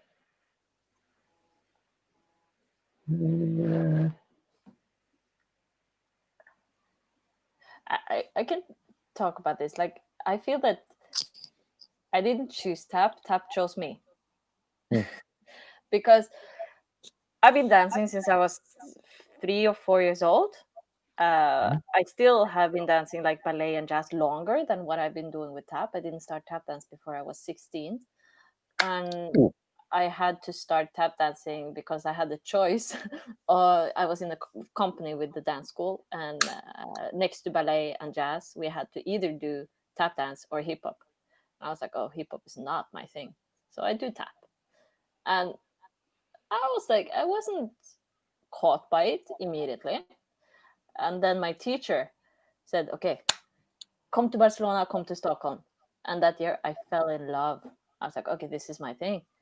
But I still have like moments where I argue with myself because I still do other things. And like mambo can really inspire me. And I want to do this. I want to do this. I'm not only a tap dancer. And I still teach as kids doing jazz and hip hop of all things and these things. So, but I integrate that a lot in what I do, for instance, with the company. So some choreographies can be very jazz inspired. Some choreographies can be very Latin inspired, these kind of things. But it's just, I think for me, I just feel like tap found me. I love music, I love rhythms, and I love movement. And one of the few styles that you can really express all of these things is in tap dance.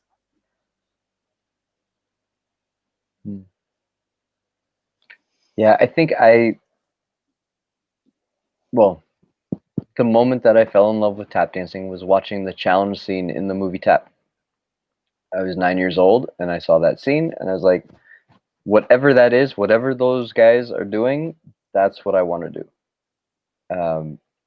Looking back, I don't know.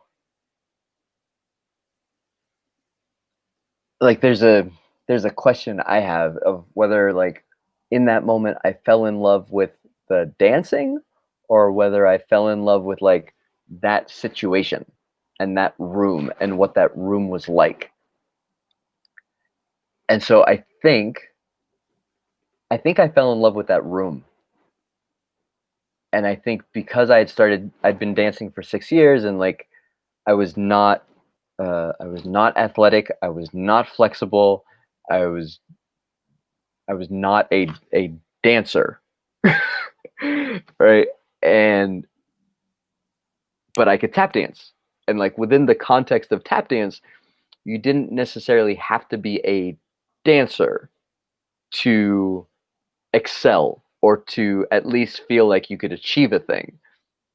And then here I saw a bunch of dancers, all different ways, all different kind of approaches, encouraging one another and having a blast together and cracking jokes and enjoying the time. And I think I just sat there and was like, I want to be a part of that, whatever that means. It's like, cool, just give me a bit of that. And I think that's what I've been looking for or trying to build or chasing. And so if ever a room turns into a space that's not enjoyable or not fun or where you can't really crack a joke, like, I want to leave. I'm like, that's not the thing. I'm gonna get out of here. Like, I'll see you guys later. It's not you, it's me. It's just not yeah. And so I think that's why, like, those two things, like my journey and then seeing that moment. Yeah, I can completely agree with that. That experience that you talk about, that's what I got when I went to the first festival. Like, wow, is this the world of tap? I Yeah. had no clue, and I got this sensation that I belong here.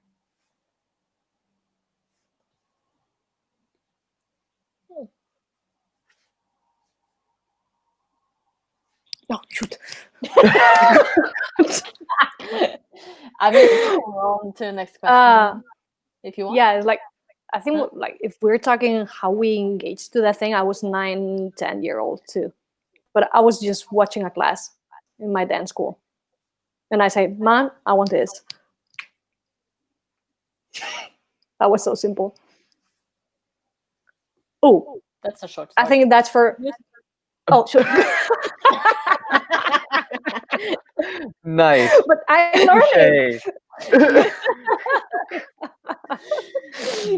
Go around in a circle. Yeah. You were so fast on the last question, Estefanía, so you start. Shoot. Why did I decide that? Again, why? As I said, like I grow on that thing. Like my journey on tap was through companies. Since the beginning, I remember being in the learning process on dance school, and right after I think was 18-year-old, I was in a company, and I jumped to another one, and then I jumped to another one, and then I jumped to, like that was the process. And I experienced a really awesome thing inside of this thing. This thing you call family and the thing you want to be part of. I experienced that thing on companies. And one of my thoughts is like, I want to create that thing again, but with my stuff, not belonging to one of them. Just like I want to create that too. And that was one of the things to recreate the things that I lived when I was a kid, young, whatever. Um, and the other one is like I need a space and a safe space that I can express and I can say the things that I want to say. These two things merge, and it's like why I have a company. Ta-da! We also talked a bit, you and me, last week about this with companies, and you said also that it's also a bit of like a responsibility to make something that is needed for the community where you are. To create That's the third thing. Is like if you don't give the community a go, like if you work, maybe you can be part of a company. That also grows the community. Like there's a professional path if you want to invest in this thing. You have a goal. There's companies. Also, if you put the company and the work on a theater, there's more people exposed to tap. They go to classes, they go to the process, they get professional. It's like a circle.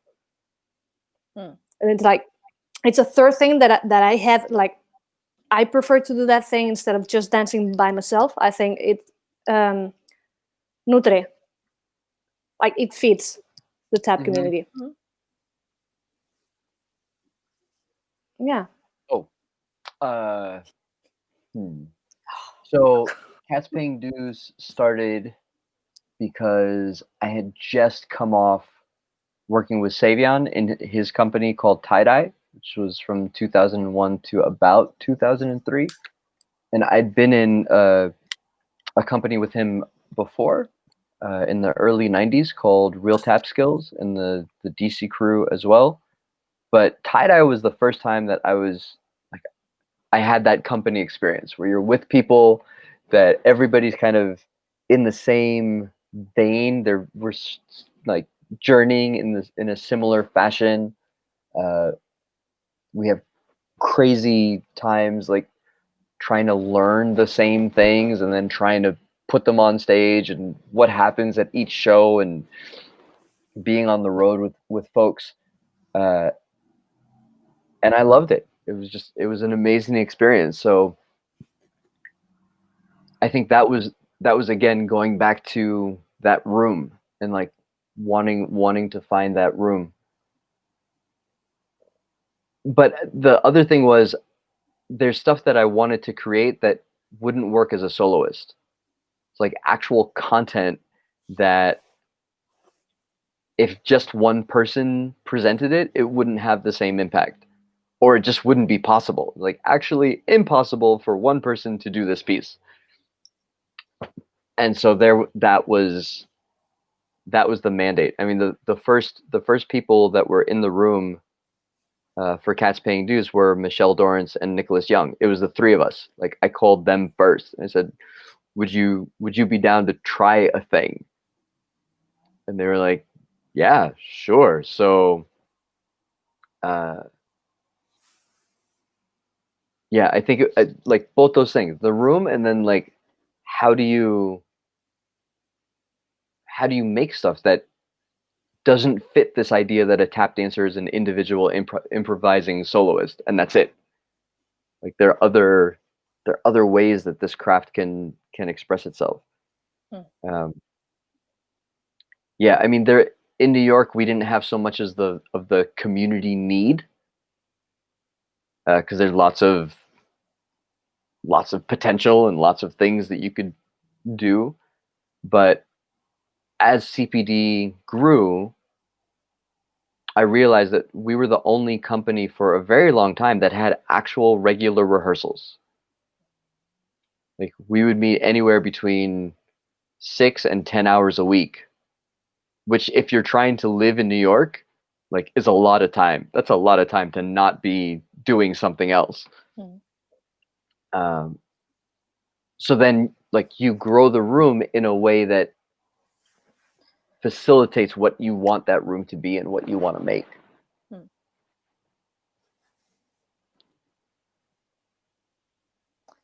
Yeah. Iselin? Yeah. No, I yeah.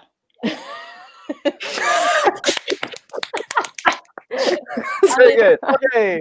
No, I completely agree. Like with the aspect that you said, Andrew, that some things are just not made for solos. Like you have ideas that you want to put out, and you know you need a group. And here in Norway, at least, it hasn't been a very long tradition of having companies. Basically, because the tap community isn't that big. So I kind of we had a company back in 2011 or something like this, and it lasted like a few years. Not my company, but I was a part of it for like 1 year, and then nothing happened after that. And for sure there is a market for it, but people need to know here that there's actually companies. So in my career, I kind of I did the Tap Oslo festival. I done a lot of different things, and the one thing that I didn't do was having a company. So it was like, okay, before Christmas, like 1.5 years ago, I decided, okay, now it's time. I thought about it a long time and I said, okay, there's no point of waiting. I just do it and see what happens. So I had an audition and picked out the people that I wanted. And if it was because of that or something else, and then now there's, or at the same time, slash a few months after me, came 3 other companies. So ripple effect, Yeah. like this. So, but I felt like taking the next step, and for me, the next step was, okay, what is it that I haven't done? Having a company and doing something with that, and it's really nice. It's like a small family. It's so cozy. And I mean, even one of my company members lives with me right now, so I rent out so it's like, okay. Nice. That's great. Yeah, family. Oh.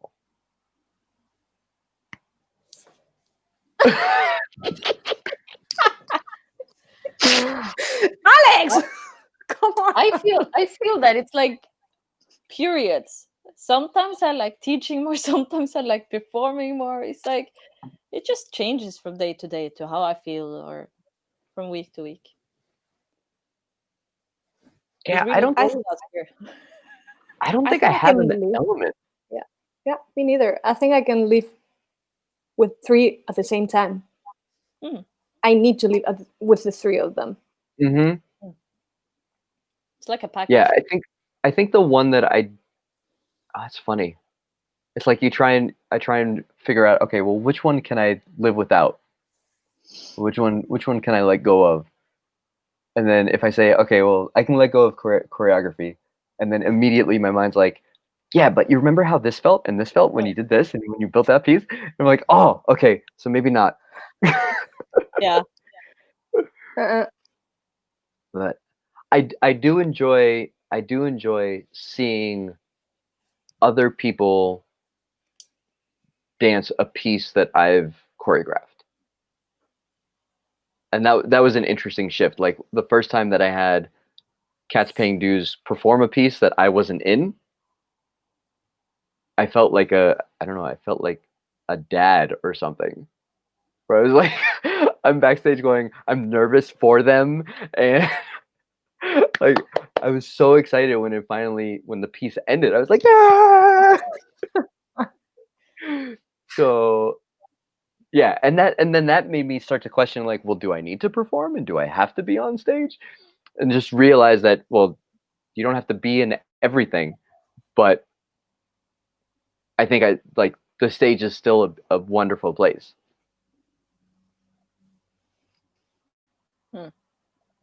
I like all 3. Yeah. I think gives you different things, totally different. And 3 of them, they build who you are too. It's like a package deal. You can't have one without the other. For me, not. Okay. That's a really good question, Claire. Mm. That's a really good question. Yeah, I like the whole thing. I like the whole thing, and I've been very, very blessed to work with some amazing collaborators. So I don't like doing all of it. I like working with amazing people who do the thing that they do really well. Whether that's, sitting down with the musical director and kind of humming a melody and then kind of getting the chords for it and then flushing out a full arrangement, or there's a piece that the company made to a tune called Cubano Chant that I had heard. I was watching a DVD of Oscar Peterson, and he played it, but I heard it wrong. And so when I went into the studio and we started setting it, I set it in an odd meter where like every 4th bar it would drop a beat. And that's not how the tune goes. Like the tune is it's 4/4, it's square, it's straight, and I heard it wrong. So that meant I had to go to our musical director and like sing it out for him, and he had to figure it out. And we did the arrangement together with this funky, weird timing thing, and it's I don't know, it's kind of wonderful when somebody who has a ton of experience trusts your choices like that. They're like, "Oh, that's what you want? Okay, let's see." And you're like, "Oh, you don't think that's weird? Like, you think that's a viable choice in this world? Okay, cool. Let's make more." So, yeah.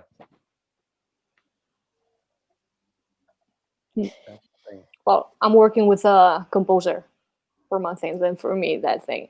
And the process with him is not like giving him like you need to do like a 3 minute piece of that thing. We sit together in the same room and we start searching the sounds, and sometimes like a melody is coming and we work in that melody, or on the bass, like we search all the details of the music. And I think the last one we did, suddenly we moved from 4/4 to a 9, then 7, then 4 again. Like we were playing like so much. Then for me, it's like, oh, it's free space. It's like we can move all around. Then if I can move in the creation of the music, that is going inside of this. Like it fits. It's like going both ways. For me, it's like really connect. Well, and I think in terms of production, like we often, unless you have time and a significant amount of funding, you don't often get the opportunity to sit with a production team, like a production designer, a lighting designer, and get involved in those choices. Like, what happens if on a particular accent you can get a particular lighting cue to happen every time in the show? What is that going to do to the way the audience receives that piece? For the first show that Cats Paying Dues ever did, I plotted out every single dance formation and like when that happened in the music, and I handed that to our lighting designer with all the tracks, and I said, like, rock and roll, dude, like, go for it. And this was Jim Oakley. He was Gregory Hines' lighting designer. So, you know, like amazing skill. And I felt super supportive that he would even say yes to doing the gig. And then he went to work, and then he starts asking me, he says, okay, so if I put a particular light in a particular place on the floor, can your dancers get there? I'm like, yes, we can get there. He says, all right, and if I move it, can they track it? Like if we start moving around the stage, can I get your dancers to move with the light? I'm like, yes, we can move with the light.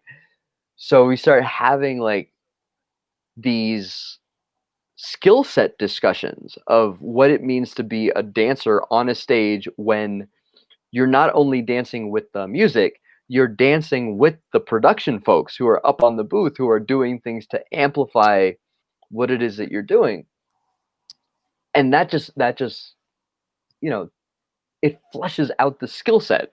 Like stagecraft is a thing, and being able to hit a cue in a spot on the floor and not be off center of the special that comes down on you is also a thing. And you don't get that practice in a studio. Like you get that practice on a stage when the lighting cue hits and you're like a couple inches off your mark and you're like, oh, sorry. Let me just, I'll just scoot over here while nobody's looking and try and recenter. But I think that stuff's amazing for me. It's so much fun. Mm-hmm.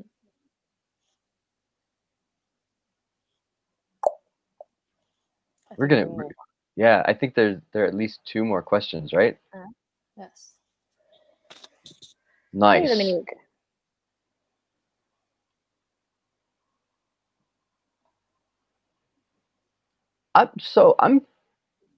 I'm curious what makes you say that. Or is it just because people are sharing more than they have been?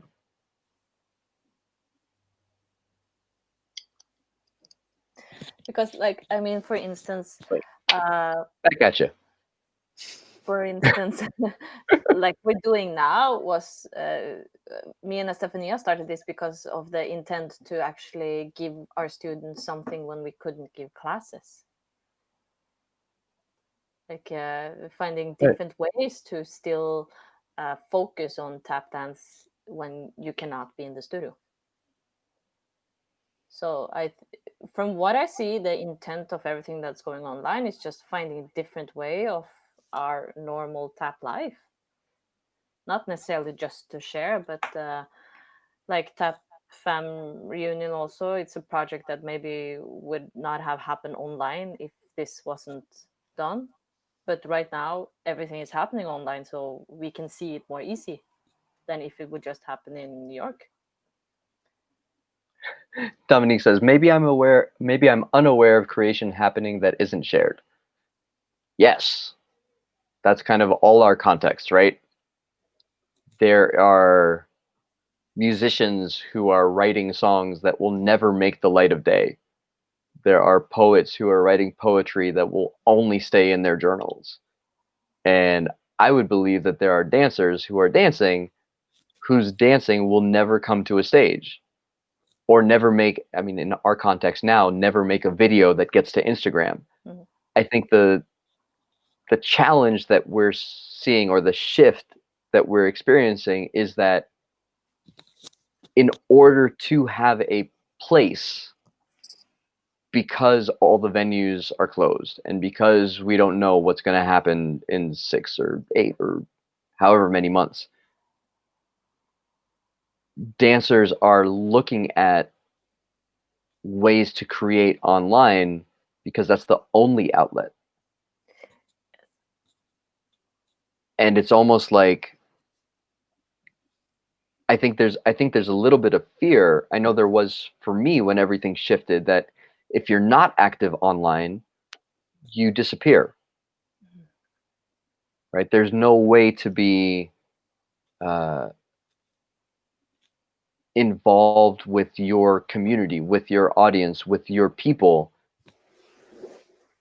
other than here's my Instagram post and here's my Facebook update. And that was happening before, when you have a show and it's like, it's not enough to just put an ad up and say, here are some tickets. Like, you got to show an in-studio rehearsal 6 months out, and then you got to like throw some updates with the music, and then like, here are the costumes that just came in, and this is what the site survey of the venue looked like. And like, people seem to enjoy, not that they want, they just seem to enjoy kind of that inside look and that interaction. But the flip side of it is that becomes an additional creation. Like, that's other content bits that you have to make to share. And for me, none of that stuff is finished product. So I'm like, I don't know if I want that out in the world. Not Right? that, but a lot of people also are not comfortable with promoting themselves in that way. Yeah, Because it's kind of like a personal exposure, and for sure. that is needed in this digital world, and Mhm. that doesn't mean it's natural. So I I've seen how it is to kind of not not wanting, not because you don't want the exposure, because you just kind of feel like you're bragging of yourself in a way, and a lot of people do. But all the promotion is not bragging about us yourself. It's just that, in unfortunately, if I can say unfortunately, it is one of the tools that you have to use today if you're gonna live from this. Yeah. I think it's an interesting insight to feel like the creation that we are seeing is like,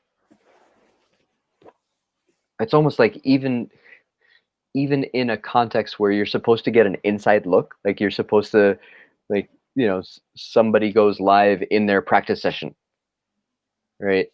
um that's supposed to be a private moment, right? It's their personal practice session. I was talking with a friend of mine yesterday about this, and they said, yeah, I've been going live with my personal practice sessions. And they brought it up. They said, it makes me do different things. I said, oh, that's very interesting. So you put a camera in a place that's private and things change. And like, whether that's good or not good, like, neither of us had a sentiment necessarily, but it's good to like pin that and say, how do I change if I put the camera on while I'm just working out? Um, and is that different than if I keep it off and just come to the wood and say, how are you doing today? I just want to have a conversation. Um, yeah, and I think they are completely different things, Mm, and I think both are necessary. mm. I mean, I've had moments in my life where I missed the opportunity of sharing.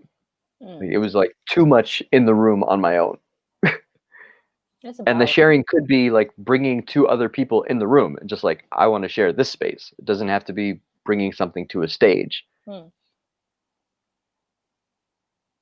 that's also, we don't see what's going on behind all the digital closed doors. There's a lot of closed groups on Facebook and stuff like this where people are actually giving classes and all these kind of things. Mm-hmm.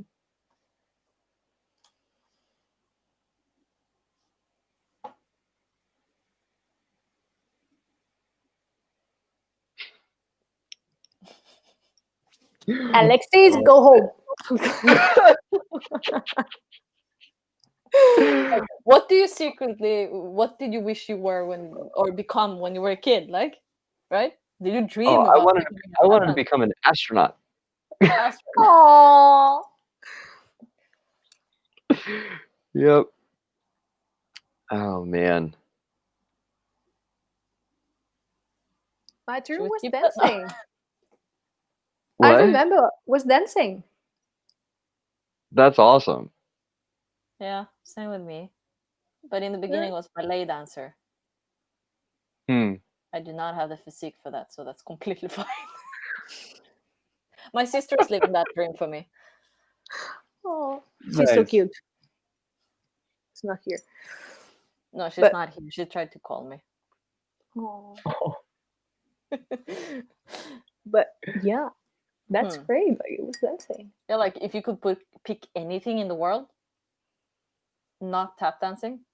Oh man, anything in the world?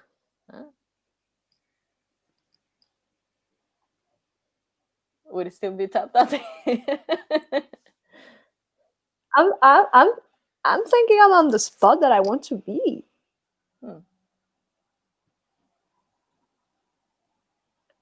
I mean, the only things that come to my mind are like being a glass blower or like a blacksmith, like the person who makes glass, like glass sculptures.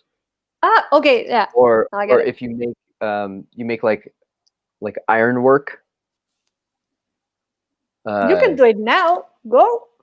Yeah. Oh yeah, no, I mean it'd be super fun, but it takes a long time to learn and like get good at. Yeah. So, but like those are the things that I like, and I like being around people. Yeah. That's like, I mean, if there's any job that has to do with caring with people, I mean, I tried being a pastor, like actually in a church, and that was amazing and also not the right time. So maybe that'll happen. I don't know. I keep testing different things. Like, I don't know what I'm going to use it for at the end of the day, because I always kind of, tap is still there, always, like the header. And then I always do like something extra, like photography or stuff like this, and I end back on the same thing all the time. But I still like underneath there have a couple of things to do. Yeah, who is this? Wake up. Andrew, it's you. What? Your alarm is ringing. No. Is it? No. It's not me. Iselin? No. No, me neither. I don't actually hear it, so I don't know. No, it's over now. Okay. But yeah, I don't know if I can picture like something. I mean, when you grow up, you can picture many things. Like I had a period where I wanted to be a piano player, and I never went to piano lessons. Or archaeologist I was talking about, or forensic anthropology, and like the tap was still there. Yeah. And like I studied photography. Now I kind of don't do it that much anymore because tap is still there. And I studied not philosophy, psychology. I have a degree in that. I'm doing my degree in law right now, but I still love tap dancing. Yeah, I have an exam tomorrow. Oh gosh. Well, I mean, I think that's super important to be able to note and to share that, like, even if you are attached to tap dancing in whatever way, right? It can be a personal thing that you just do. It can and you still have a creative process, and you still make things, and you still like bring things to life that you want to share in whatever way that you want, or whatever way that you are, that kind of the circumstances that you're in allow for. But there are lots of people who do lots of other things, right? And I think that's important. I grew up in a time where the model was you only tap dance. Like if that's what you do, that's what you do. And it's kind of beautiful to see dancers today who have so many other interests and so many other things that they bring with them. Um, and it influences the creative process. Like it changes the way that you approach things. So it's fun to see.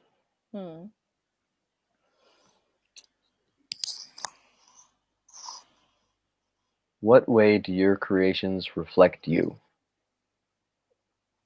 Oof. Zareta? We'll talk later. I mean, like we talked about earlier, with kind of like having a thing that that works, like a trademark.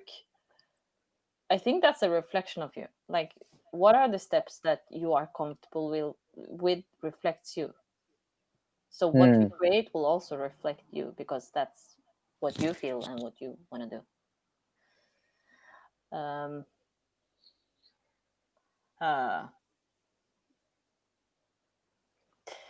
Yeah. Yeah. You saw that, right? I think I think the things that I've made that are locked, like that don't change because they're set and people remember them in a particular way, are a reflection of me plus a particular point in time. I don't think they're a reflection of like me, like the whole thing. I mean, what you made 20 years ago, you probably wouldn't have made today, because you have other influences and experiences through life, right? Yeah. I mean, I don't know. And I will never know. Right. So I think the only thing I can do is be honest in the moment and say, I think I'm hearing this, or I think I'm seeing this, or I wonder if we do this, what's going to happen.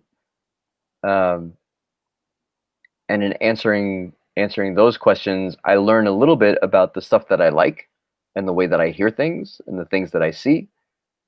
And in sharing that, other people will find something out about that. But that's We have a story about the alarm in the background. We don't know which one of us it is. I literally don't hear it. Interesting. That's great. Yeah, like that's No, really it's not. bizarre. It's not there. No. Continue. Sorry. Yeah, no, that's okay. Yeah, and then in the sharing of that, we like, depending on how much someone kind of digs into the choices of a particular piece, like they're gonna learn whatever it is I learned about me in the making of that piece. But some folks are just like, that was fun. Like, great. I'm glad you enjoyed it. And some folks will go in and they'll say, so I noticed that you decided to do, X, Y, and Z. And I'm sitting there going, I wasn't really thinking about that at the time, but I'm glad that you noticed that. And I don't know what that means necessarily because I haven't really thought about it that way. Or, there's that moment, and then there's the other moment where somebody pins a choice and they notice a choice, and you're like, thank you for noticing. I spent a lot of time like trying to figure out if that was the right choice. And so that's kind of a more enjoyable interaction than than the one where they're like, you did this, why did you do this? And I'm like, I don't know why I did that. For sure. But yeah. Yeah. I feel them like pictures. Pictures?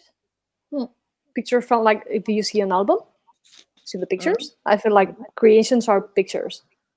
This is a nice analogy. Huh. Just a bit there.